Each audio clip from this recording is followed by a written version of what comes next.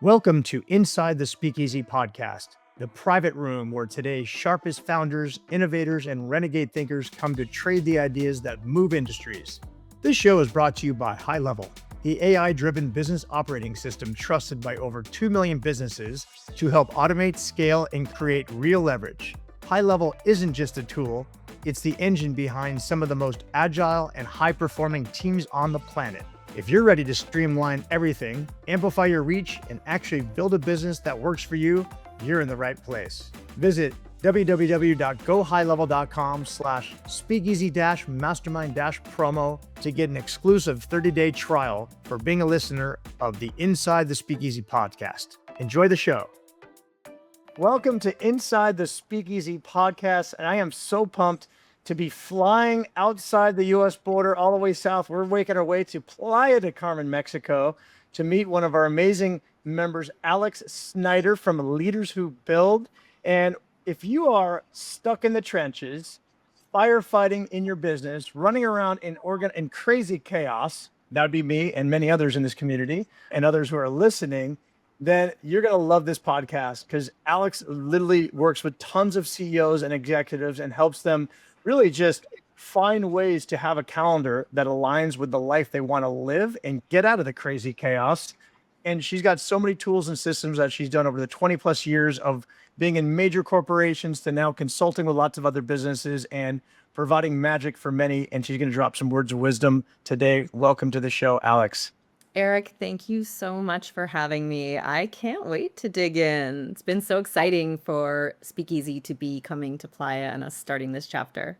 That's right. We're going to get into that because, we are in Playa del Carmen, Mexico, and you are from Canada and now living in Mexico. Interesting story. And, before we get into that, you have such a cool background. I mean, you were a major athlete in Canada. You were going to be, going for Team Canada for a while. And I understand equestrian and rugby and which I already know athletes, they're such badasses anyway, because, they know how to create goals, push hard, achieve.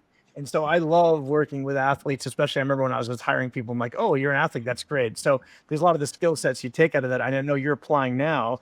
And then you were in the corporate world doing stuff with KPMG and other big companies and other organizations. You did a lot of work with Chevron and other major mining companies out there, learning this incredible set of skills that you're now teaching, which we're going to get into. But before we go there, just real quick background, you're even sharing a cool story about right before COVID. And I don't want to mess up the story, but, let's walk through all these things here as I ramble on.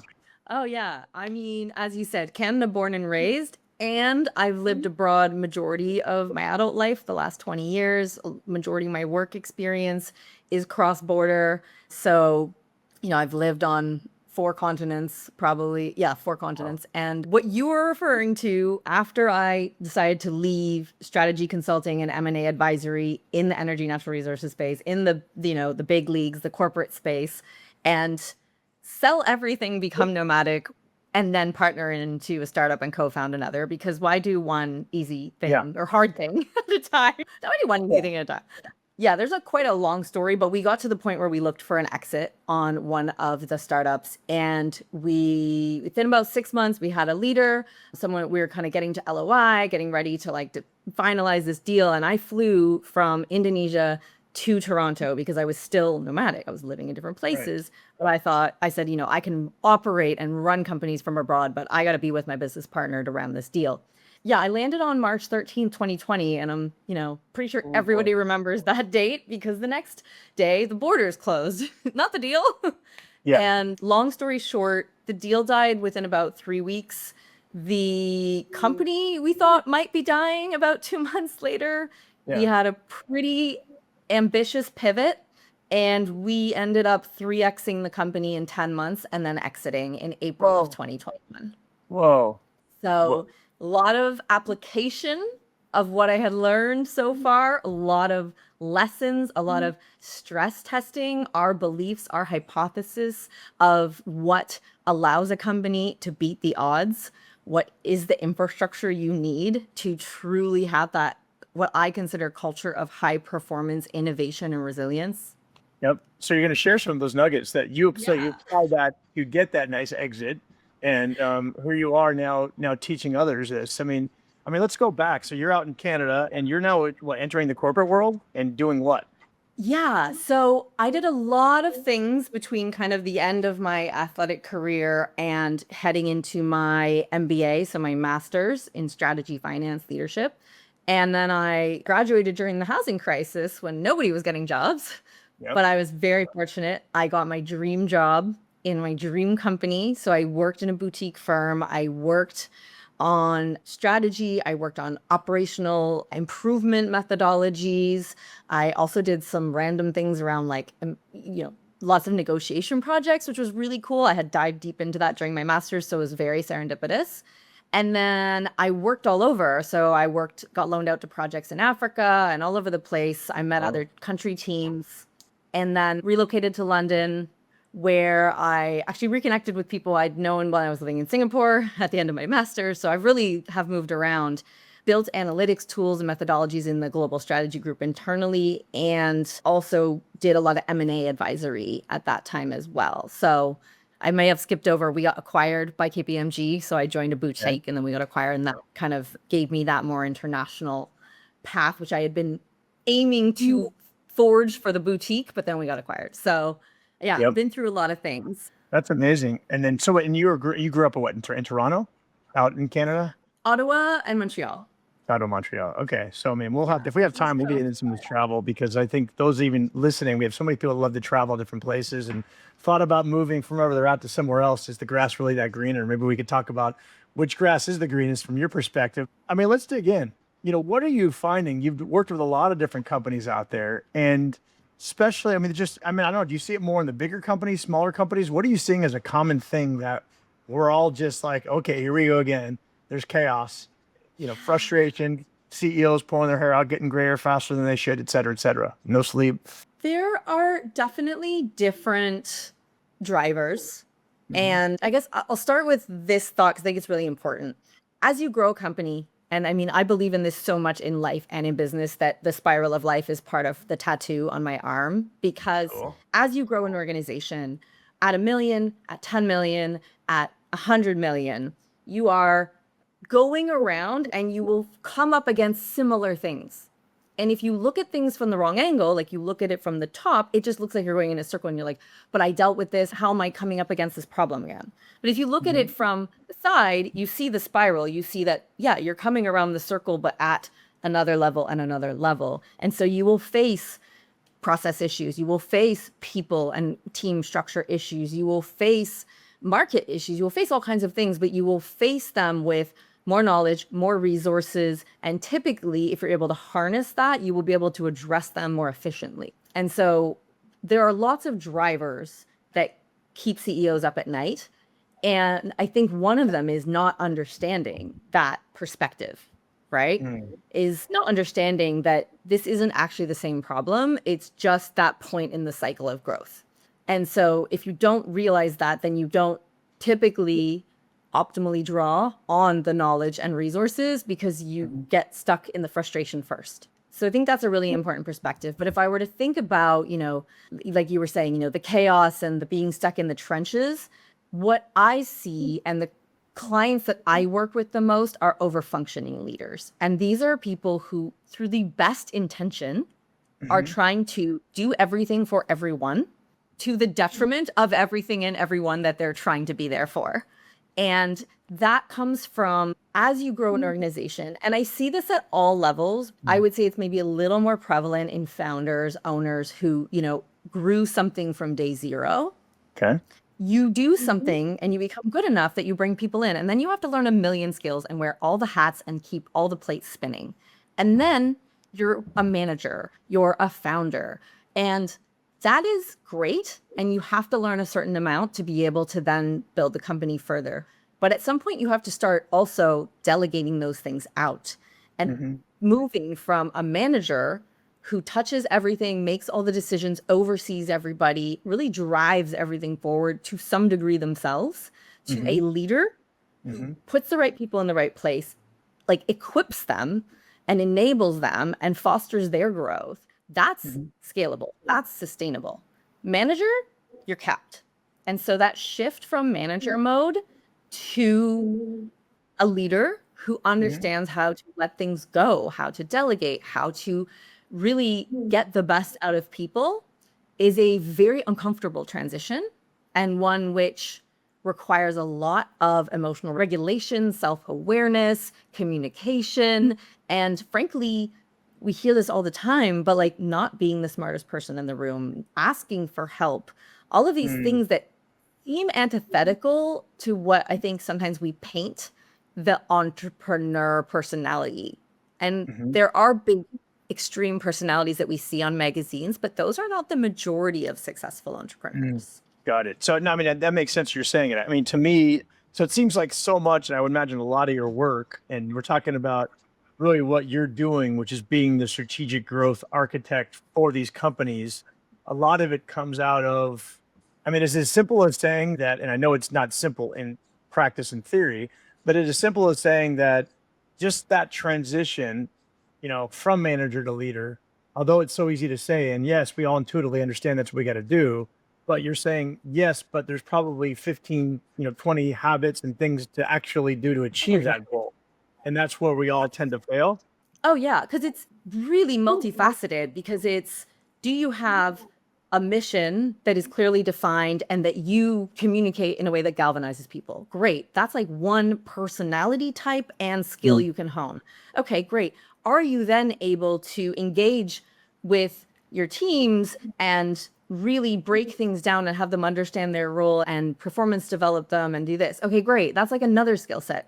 Do you understand strategy and how to map the strategic direction of the company? And do you even know all the options of how you could get where Mm. you're going? Okay, that's like a, right? That's three of, as you said, probably 20 Right. things. Like, are you able to break things down? Do you have KPIs? Do you know how to look at data? Like, no one person encompasses all of those things well. You may be tapping into all of them, but being able to do all of them at an optimal level at the same time is just fundamentally not Wow. sensible, right? Wow. And so, how do you leverage? And we are in an age now where the options for support in your business are phenomenally larger than they ever have been. AI to fractional Right. to outsourcing, fractional leadership, AI, automations. I mean, so much out there. But again, even to know that, to assess what makes sense. The strategic conversation is great. We've talked about where we're going, but are we getting there through acquisition or organic? Are we getting there as a lean with like tons of external support or a fully in-house, one-stop Mhm. shop? Those are all really important conversations that define how you build and are the guide rails for the day-to-day decisions and the operational planning. I'm good at it, and I think it's a lot. It's a I'm lot. starting to Yeah. sweat just talking about it. So most of us listening right now are probably, playing too much in the business. I'm going to guess. I don't, they intuitively understand that, but they're stuck. They don't know where to start. What do you see as probably the most common thing that gets people out of this rut they're in, or maybe just a commonality of what people are doing that they just like, God, just do this one thing. I mean, and try to Mm. simplify this. Is it a change of the way they're thinking? Like, what would be that starting point? I think if I had to choose one thing, and I would love to reserve the right to like have two additional, it's not breaking things down to the small enough unit. Okay. Because when you sit in planning mode and doing mode, you can't do both. So you can't kind Mm. of be the boss and the doer at the same time. Our brains don't function that way. And so what you need to do is do the planning, unless you don't get to be a full-time CEO until your company is really massive. So Mhm. you are going to be having time where you're in, visionary mode or CEO mode or whatever you want to call it. And you're going to be having time where you are doing. That's the reality. But if you don't define those and you don't, as the boss, give employee you clear steps, then you oscillate between these. And that's typically where we spin and don't really get much done. So having clear demarcations of the role and headspace you need to be in, and then creating really clear, this is the first step. This is what needs, this is the action. And then actioning that for yourself and even more so for your team is Mhm. a game changer. And it's what is lacking is usually that level of depth and detail with also only an appropriate number of priorities, because if So, everything's a so priority. can you break that down a little further? Because I want to make sure. Can you maybe walk me through an example that maybe is pretty common that you're finding out there of that exact thing of being the idea, the doer, like, and how would I actually go about separating that? Okay, so let's say that you're a leader and sales is a really big part of your role, and you don't really have anyone Mhm. in the organization that's Mhm. supporting sales. You have a lot of fulfillment, but not a lot of sales. And you decide that this year, in order to grow, you can't be the sole owner of sales. Mhm. So you put an annual objective of build a sales team. Right. And then you just go back to working. And you're like, okay, I need to build a sales team. But I'm spending, 65 hours a week running this company. So like, when am I building this sales team? Right. Right. Now, if I was working with you, I would say, okay, great. So what is this sales team supporting? What is the size of the company going to be? Where are we going? Great. Now let's come to 12 months from now. What does the sales team look like? And then what is the rest of the operating model components that are going to be needed to deliver on what's sold, support what's sold, etc. Cool. Mm. Let's focus in on sales. Okay, so at the end of the year, what do you want the sales team to look like? Okay, well, I want two people, one who's going to do outbound, one that's going to build, our partners and handle inbound and structure this and that, whatever. Okay, cool. What are their roles? All right, so we may not know exactly when we're going to hire them, but who should be hired first? Cool. Mm. Well, what do they need? Okay, well, they need processes. Do those exist? No, they live in my head because I'm the only one who does sales. All right, so let's start listing out what they need and then determining, do you want to build that before or do you want to build that with them? My view is whenever you can, build your processes with your team by having them intake your knowledge, develop Okay. the SOP, and then vet it with you. So from there, what we would start to do is say, okay, so in Q1, are we hiring a sales team or are we building foundations? And we would map it down to a level of detailed actions, deliverables, outcomes, and Mhm. milestones or timelines. And it would be very, very clear when that's for. And then we would look at, again, coming back to the zooming out picture. Okay, well, financially, what does that mean? Do we have the capital for the runway? Do we have onboarding? Okay, who does onboarding? Is it you? For sales, probably. But for the rest of the company, who's going to be involved? Do they have bandwidth? Do you have the systems and processes? Do you need any technology to support this new way of working? Maybe you don't have a CRM. Well, if you have a sales team, Yeah. you probably need a CRM. I can seem really overwhelming, but we have all of that, we document it, and then we start to organize it along the year so that in Q1, we're only dealing with these 3 steps or 2 steps or 1 step for that one priority, which is build a sales team. We get that done, we commit to less and get more done, and then we have the benefit of whatever that first step was, which is some Mhm. kind of resource, more time, more Mhm. money, more employees.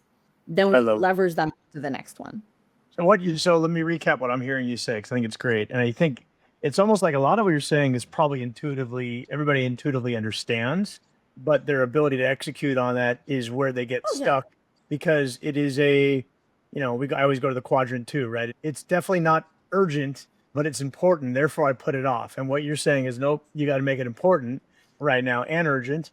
So you are helping people, and even people listening here. I'm hoping you're taking away the nugget that Alex is sharing here, which is you have to make that urgent and important. It's not just important, which is we tend to probably think, meaning you're going to continue to be spinning your wheels and still be here stuck a year from now, wondering why you're working as much as you're working and why you're still in the business.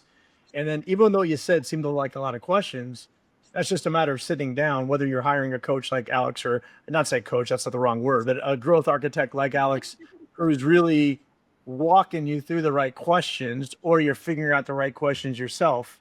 You got to do that exercise and then start breaking it down to the bite size of, okay, I've laid out the next 12-month goal. What am I doing this month, next month to get to that goal? Otherwise, I'm in the same hamster wheel.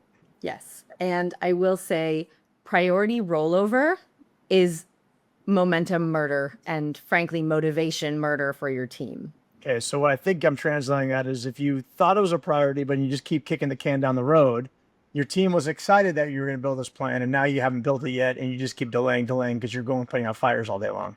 So it's either that you didn't apply yourself to the priorities because yes, we didn't, or you had too many priorities, or you didn't break them down, right? Like I just Yeah. said, the year was build a sales team that can deliver on X. But the first quarterly priority was 2 or 3 Oh, I see. elements of that very clear. You succeed, and then you have the next quarter, you have the next element of build the sales team. But by breaking it down and making the priority defined and definitive and measurable, you succeed, you check, and then you have a different priority. And if something rolls over, it's fine. But if you have 5 priorities and in Q3 they're the same ones and they were never completed, that kills your team. Nobody ever wants to hear about those priorities again. Yeah. What I'm taking away from this, Alex, is, and I'm not trying to, I know there's a lot of complexities in this, but at the end of the day, this is a simple concept of saying this is goal setting. And if you don't take a moment to set goals, list your goals, and actually act upon your goals, then you're basically going back to square one. And so maybe one of the takeaways I'm just thinking for myself, we probably are struggling because it goes back to having the value of having somebody who can help you stay accountable and somebody on the outside that can really do it. Because if we're struggling to do these things, which we know we should be doing, then you know what?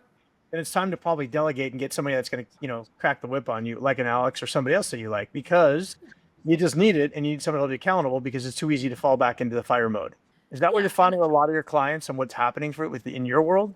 Yeah, there's elements of, I have done this in so many different companies, so many different sizes, so many different contexts. Experience helps, right? Because I know what's out there. If you've never built it before, you've done it once, you don't necessarily know all the options. So there is that element. There is the accountability element. And the thing I will say, and I know you kind of said, even though I don't love to be called a coach because there's so much more. Yep. But there is also, this is where, I facilitate people through a structure that a lot of other people do. But something that really is my superpower is being able to marry that with an innate ability to see when things are being glossed over, to see when you say something and I'm like, no, let's go back. Let's talk about that. Because there is, look, entrepreneurship, leadership, it's the personal development course none of us signed up for, right? There are things that you have to grow. You have to grow with your company. Otherwise, it gets really messy and uncomfortable. And so sometimes it is just the accountability of having somebody with you for however many hours of the planning workshop or the check-ins where you do deep work, right? Our working sessions. Sometimes it's the accountability of knowing that if you don't do it, I'm going to ask for it. Right. But sometimes it's not realizing that you have a way of seeing things, a belief, a fear, or whatever. And you are unable to get past this thing or let go or delegate because you don't know how. Right. Or because you believe that it could, whatever, insert, limiting belief here. Right. And so there is that element of, having a strategic co-pilot, a second brain, a sounding board creates a space, right? Speaking out loud is a different neural pathway than thinking, than writing. So all of those are flowing things through different parts of our brain. You get different outcomes. But then there's also somebody who can create an environment. I tell my clients when we first start, I need you to get really honest with yourself so that you can be honest with me. Because we are going to work extremely hard to build this organization one way or another. It would be great if at the end, it's something that lights you up and that you don't resent. Yeah. Would you say, and I love what you're saying, would you say, because you just talked on a couple other things. Yes, is the goal setting and all that, but you touched on the other thing. It's fear. The word fear. There's probably, what are you seeing as, and I can probably make some guesses here, but I want it from you, is what is the number one fear you're seeing in these entrepreneurs who can't get to the next and can't get out of the way of themselves? It varies. A lot of it is fear of loss, right? Like fear is bigger than, I don't know what the right word is, hope. Like we are evolved to survive. And so if you are worried about the survival of your company, that takes a toll. I also see a lot of, and I don't necessarily want to call it fear, but it's very much a parallel. It's the desire to protect what they've built and protect their team.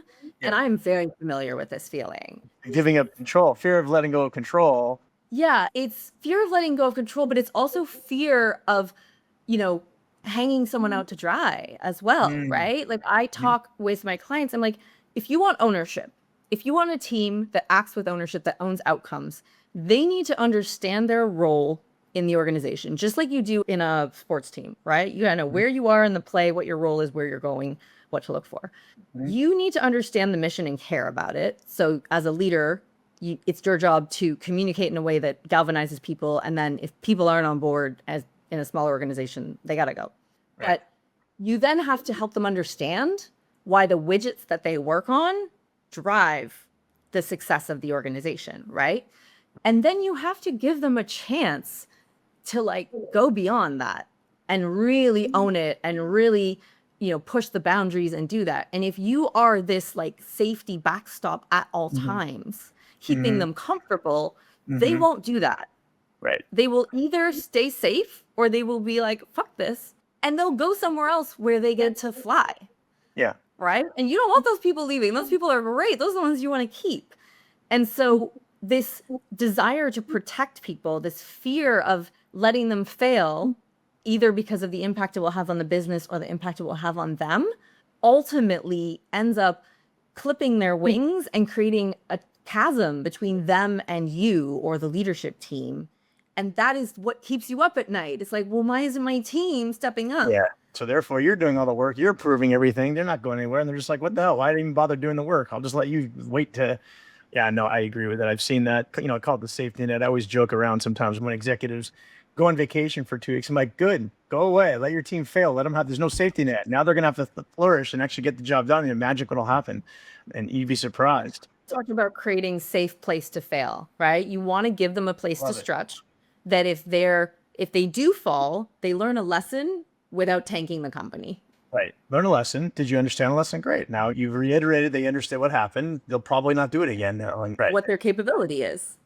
That's right. Whether they ask for help from their team, whether they grind through the night to get it done. Not that should be the way, but usually it's you grinding through the night to get it done and being like, oh no, don't worry. No, worry. Exactly. So, okay, sad question. So you built a high performance team across 4 different continents all over the world. What is the one universal truth you learned about people and performance? A universal truth about performance and building teams is that you as a leader, it is always your responsibility. And it is your responsibility to have a user manual for every team member because they are not copy paste. And while you need to hire and build a culture intentionally, and that creates a component of how the team functions, you, or there often should be other leaders in the organization as you grow, need to connect with people so that you understand how they get feedback best, how they understand it, what works for them, what's important to them, what motivates them, compensation wise, what would be the most valuable for them. All of those elements, people, one, if they feel seen and heard, that is worth its weight in gold. If they feel that you care about their development, their future, where they're going, if they can see that alignment of that career trajectory and the company, they're much harder to poach. But they're also much more willing to go the extra mile for someone that they feel seen. And that's when, if I talk about leadership energy, it's this unique blend of inspirational and humble and grounded, right? It's somebody that you've met people where you're just like, oh my God, I want to impress that person. But I also feel like I can walk in and ask them a question. You talk about, in the quote, virtual green room, you talked about servant leadership. What does that mean to you? Servant leadership is my preferred method. There absolutely are other ways, but it's what is ingrained into me, I think, because of coming up through athletics. Servant leadership is your role is to ensure that everyone on your team knows what they need to do, has the tools, is equipped, is empowered, and is rewarded for it. And when they succeed, that defines your success. And so for me, how I function, I am very much, but it is also a style of leadership in which is very easy to overfunction. Because if you misinterpret it, if you kind of, slightly mutate it, it becomes, let me protect everybody, let me do everything for everybody, let me overgive and overfunction. And so it is a fine line. Your role is to set them up to knock it down. But if they can't, as I was saying earlier, as a leader, performance, it's always your responsibility. If somebody isn't performing, It's your responsibility to address it quickly and either performance coach them or exit them, because as a servant leader, their impact as a low performer on the rest of the organization is profound. Well, in a weird way, you're actually serving them if you actually exit them and enter home for them elsewhere where they're going to be happier in life. You are serving them. Absolutely. Nobody wants to be an underperformer. Yep. Nobody wants to not have a strong possibility to succeed. And so by keeping somebody in a role that they are not going to succeed in, you are doing them a disservice.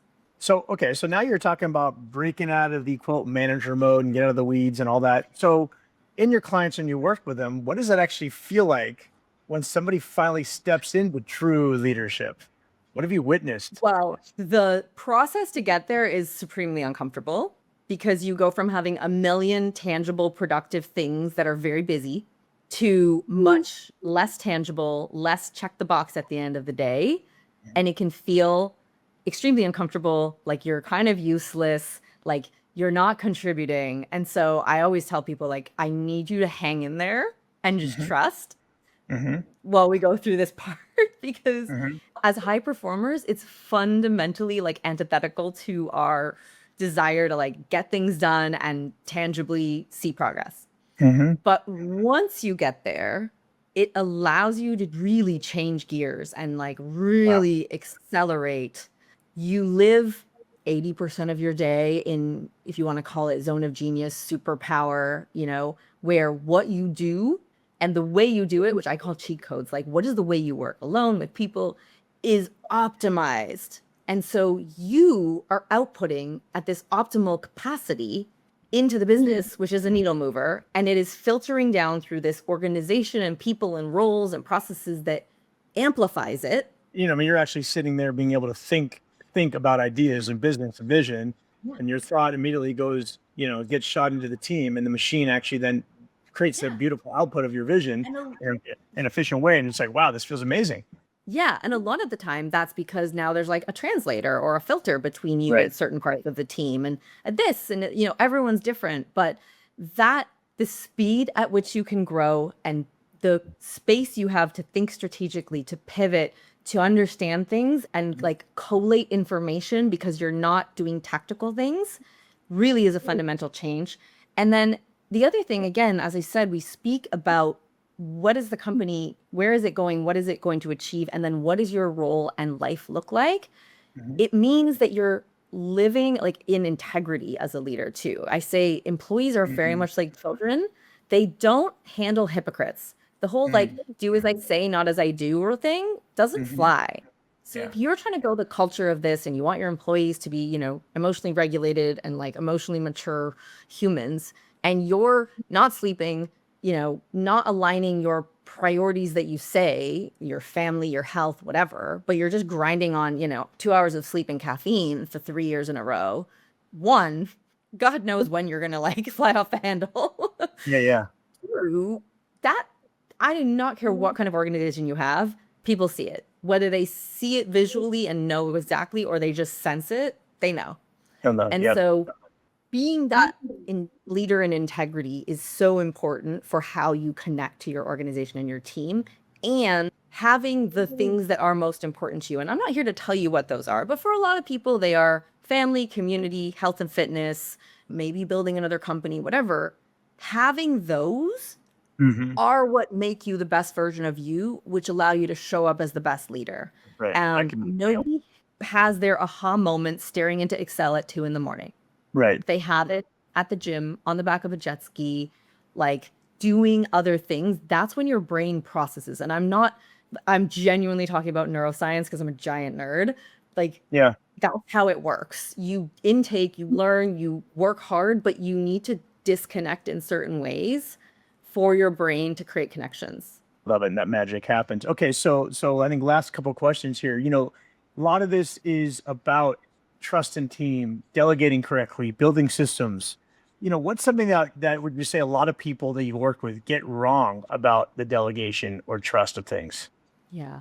I think there's a spectrum that people tend to live in the extremes. Hmm. And the first one being just holding on to everything and micromanaging or not delegating. And the other extreme is abdication. And abdication is not delegation. Just giving someone a task or a responsibility or whatever, and then setting them free isn't delegation. That's abdication. That's, Right. this is now your job. Bye. Right. Every job I ever got, I came in and fire fought and had to figure it out. And like, fair enough. Yeah. Fine. But it's suboptimal. I'm sure I would have performed better in the first 3 to 6 months if someone had actually been able to train me. You manage, and there's the A players that figure it out, but I mean that was luck that they had you on the team. Yeah. Yeah. So understanding what delegation is, understanding like the way to match, people's capabilities and delegation, and then how you delegate. It's just basically like tapering off, right? But if you either don't instinctually know how to break something down or don't go and find like a brief or structure that you can use to create this like repeatable, this is how we delegate and things like that. And we spoke about earlier SOPs. That's a great way, right? When you own something and then you're either handing it off or bringing in people to do it, you have them take copious notes while you walk them through how you do it, and you dump your brain into them, and then they structure it, and then it becomes a document that not only they follow to do it the way you want it, and if you bring experts, you may want them to do it the way it should be done, and you don't really care how the sausage is made. That's fine. Right. But in this case, you are creating a very clear process and potentially systems and other things for things to be done in the way you want them repeatedly. And not only for those people, but for anyone new entering the organization. And so processes are also really important for scale, and also really important for operational security and redundancy, that if somebody leaves, they don't leave with all that knowledge, and now we don't know how to do that part of the business. Yeah. Yeah. That was a bit of a bigger answer than just delegation, but I think it's operating at the two extremes of just not delegating or micromanaging, that no one ever actually takes ownership. They just do tasks for you. Yep. Or abdication. No, that's helpful. That's a good way to look at it. Okay, so last question before we go to some fun. If you could give every high achieving entrepreneur one reframe about success that would save them years of burnout, what would it be? Gosh, I mean, in Leaders Who Build, we talk about wealthy leadership, because the goal is to build the company of your dreams without it feeling like a nightmare. And the only way to do that is to define what wealthy leadership means to you. And what I mean by that is success on your terms. It's what fundamentally does your life look like? What is important to you? What gets you out of bed? What lights you up? All of the things. And so for me, impact gets me out of bed. I need to see that what I'm doing makes a difference and is helping. Gets me out of bed. Freedom lights me up. And health and fitness and mental and physical is a foundational pillar for me. So my wealthy leadership is, I want to build a company. I want that company and what I do to be really meaningfully impactful, and also have maybe even space for things that I don't worry about how they compensate me, but are making a difference. And I want to have enough funds to support people that are important to me. And I want to have the freedom to be wherever in the world with people that are important to me, and the time to share experiences and take care of my health and wellness, and build communities. I can put a business model around that. I put probably about 8 different business models around that. I can put a financial target around that. But really, without those pillars, those business models and those financial targets aren't wealthy leadership. They aren't success for me. Right. Very well said. So I'm going to go back to what we talked about earlier, close the loop a little bit. You live in Playa del Carmen, Mexico right now, which for those that don't know, Playa del Carmen, it's a bit south of Cancun, and before you get all the way down to Tulum, a fun place down there. And I know we have a great chapter that's now off and running out there with some amazing expats and others. How did you land there, and what are some of the places you've lived? Yeah. People always ask, what's the favorite, where's the favorite place you've lived? And I'm like, every phase of life has been different in each place. And so the place was synonymous to the phase of life. I've lived in Singapore. Amazing time. Just where I was in my life, phenomenal. Singapore will always have a place in my heart. I've lived in Indonesia, totally different phase of life, totally different lifestyle, but beautiful culture. It's where I really found this mix of very communal local culture and expats, high performing expats. And that intersection is really interesting for me. I've lived in England and the UK. I spent extended periods on projects out in South Africa and Tanzania. I was nomadic for 4 years from leaving England to arriving in Mexico. And I honestly came for a month. I knew there was an expat community. I knew the infrastructure was pretty good. The borders were fairly open at the time, and I was still in my VP role and running this company. So I needed to be on the North American time zone and be able to get somewhere relatively quickly. I came for a month, and then I thought, oh, if it's good, maybe I'll stay through the winter. And 4 years later, here I am. Wow. Resident of Mexico with, a fairly global setup, a global network. My clients are all over. So what I guess to expand on the Indonesia point, Playa del Carmen is a lifestyle choice. Arguably, New York, Mexico City, a ton of other places for my business would be very sensible. And I have lived in a lot of metropolises over time, and the size, the hustle, the intensity, and my intensity amplifies. It's really easy to isolate. The smaller geographic footprint, climate, proximity to water, and community is really, really great for my health and wellness. And again, being the best version of me allows me to be the best version for my clients, for my company. And so here in Playa, I can be outside and eat really healthy. There's a fairly, easy way of living. I've got everything I need. I can walk everywhere. And then I've actually been so fortunate.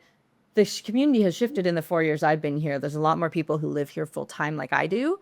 And we have friends of mine, and I've gotten the privilege to support this, of building a wellness community. We're building a fitness community. We have a fitness club that offers 8 free workouts, including 2 run clubs per week. We now have expanded out. PDC Fitness Club, shout out, has expanded out into the community. So there's all these partnerships with local businesses.